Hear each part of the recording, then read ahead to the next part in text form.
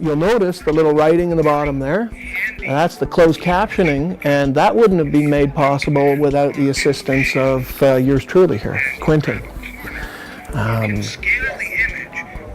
And Quentin's dedicated a great deal of time and energy in providing this. We've embraced an inclusive design philosophy that's initially things like language barriers, obvious barriers for people who suffer from hearing impairments.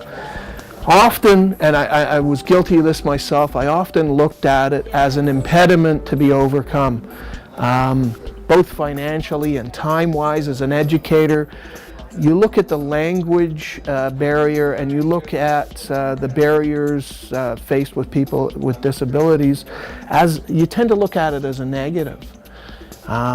However, when we embraced the inclusive design practice, there was a net benefit to everyone concerned.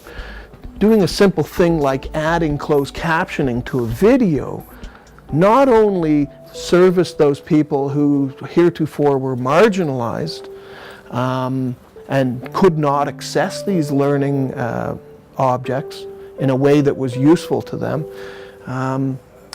Not only did we address that need, we also had the win-win situation of creating a resource with closed captioning that allowed to give clarity, because quite frankly, I'm not always clear in what I say. I always prattle on endlessly like this, and I often repeat myself. And the use of closed captioning in that process allowed us to bring a level of precision and clarity to the learning resources that it doesn't have live, and certainly didn't have in my initial recordings. So there was an unforeseen benefit there.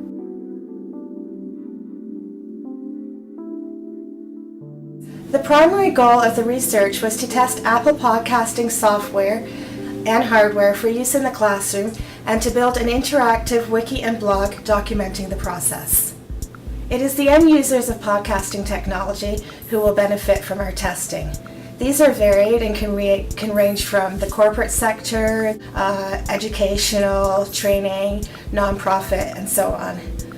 The students are just a small subcategory of who stands to benefit from the podcasting testing. Also, the industry partner Apple will surely benefit from our research.